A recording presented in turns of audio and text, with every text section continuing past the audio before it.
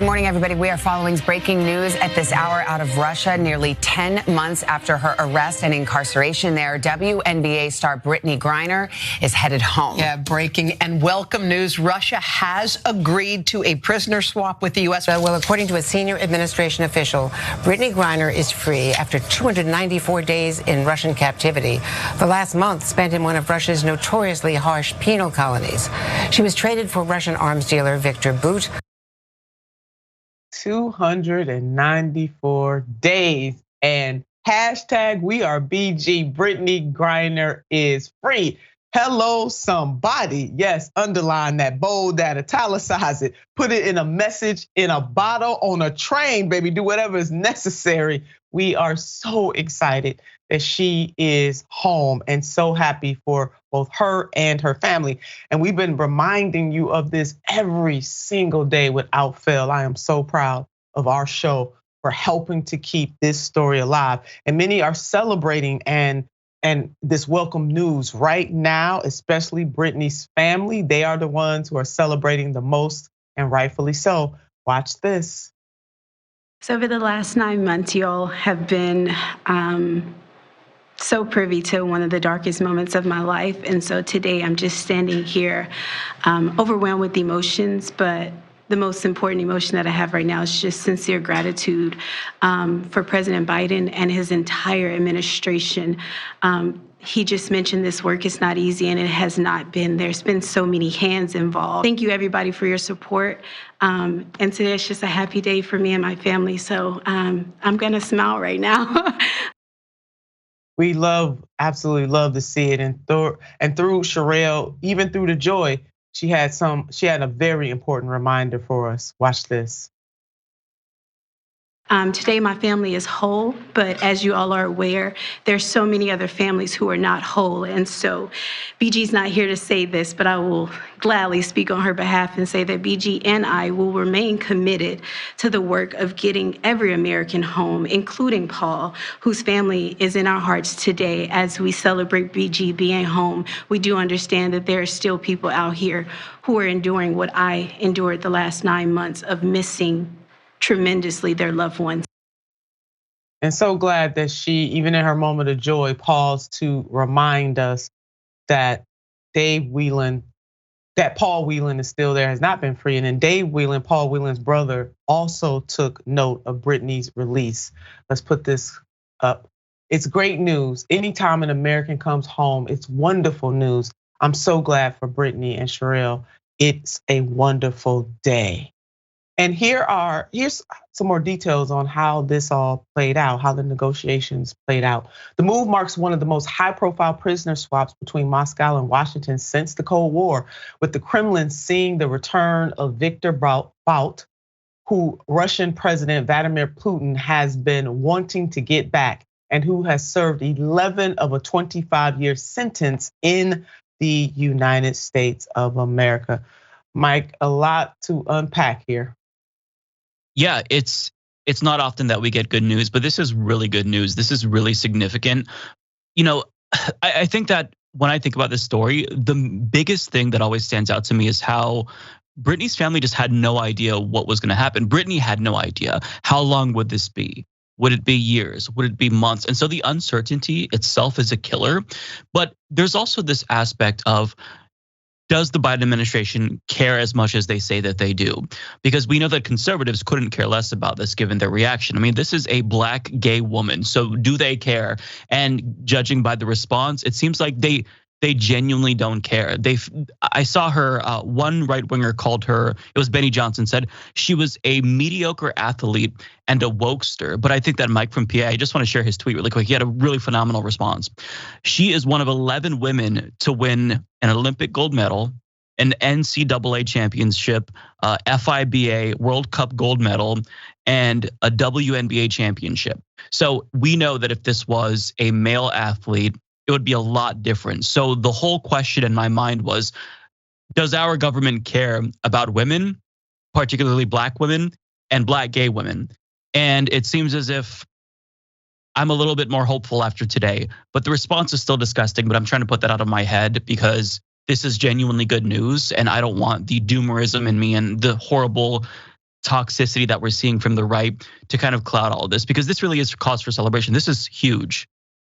Yeah, Mike, it is huge. And I'm with you too. How do we strike the balance between, or not even balance, it's the realization that this is indeed an extraordinary day for Brittney Griner, her family, and for our country.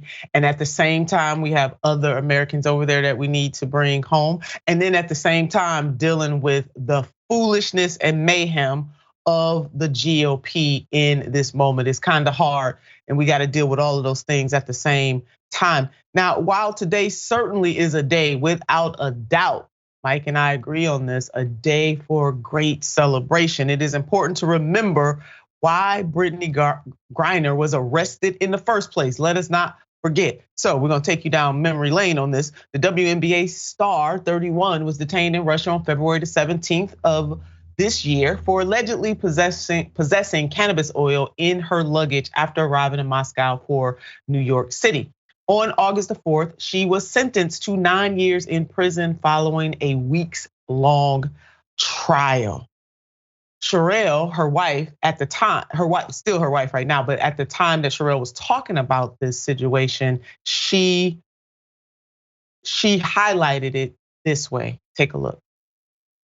The first conversation, it was just so delightful just to hear her voice. At that point, I was like, you know what?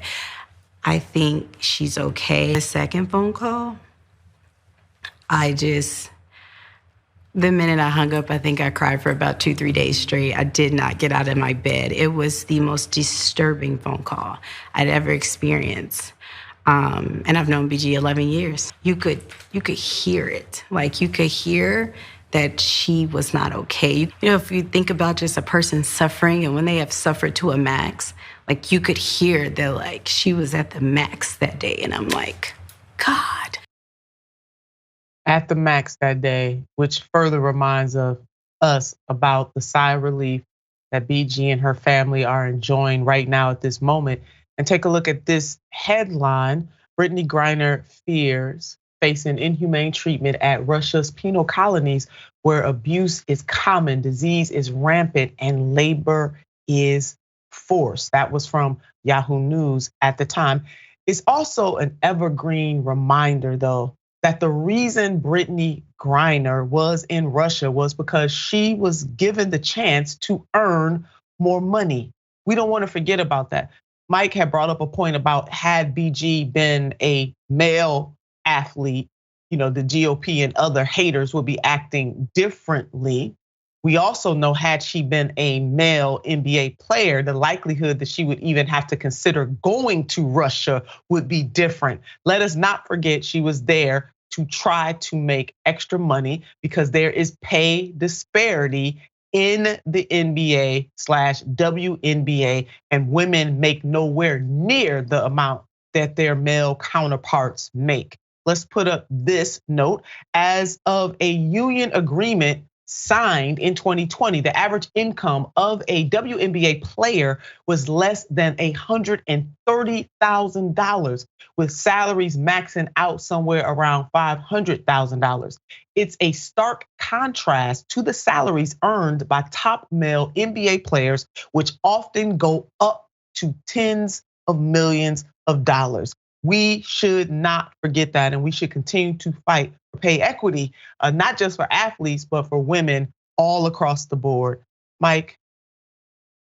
Yeah, I think that you put it just beautifully. I mean, this story really is the intersection of a lot of issues with our country. And part of it is, the WNBA, anytime we see athleticism with regard to women, usually there's just a lack of concern there. And so that's why I think there was so much cynicism surrounding this case, because it just seems like, does anyone even care? Like, this is not just an American hero, but when you juxtapose like the possibility of a male athlete, it really makes you think, wow, we don't value everyone equally in this country. She is a hero for all intents and purposes. If she were able to accomplish what she accomplished and she were a man, that she would be propped up as one of the greats, a legend. And so it's just to see this be the outcome, to know that her family finally has relief, it really feels good to see. It's one of those wholesome moments to where we can actually really value and appreciate something that was accomplished by the Biden administration, because they do get credit here. I'm critical of the Biden administration, but here they did do good. I think that fighting and not giving up was important for her family, but to listen to her wife with just knowing that everything is out of her control and you know that your loved one is suffering. I mean, I don't know how she'd even be able to function. It'd be so difficult. So to know that this nightmare has come to an end is really important. But this kind of should give us the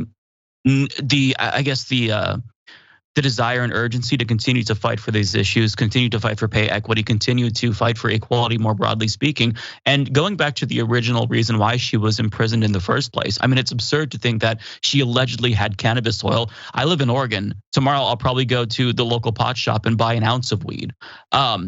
It's just the world is a crazy place. So to get a little bit of good news, and I sound like a broken record, but it's so you can probably hear the astonishment in my voice that there's actually something happy to talk about. We do have to hold on to these moments because they really are important, and it should give us the incentive to keep fighting, because sometimes good things can happen, and this is huge.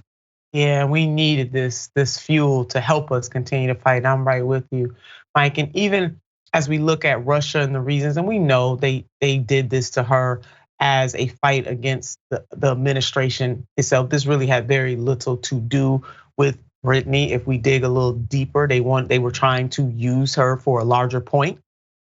And let's also not forget that even in this country, I mean, you're talking about Oregon, Mike, and Denver, there are other places in the country where both recreational and medicinal use of cannabis is legal. There are places where it is not.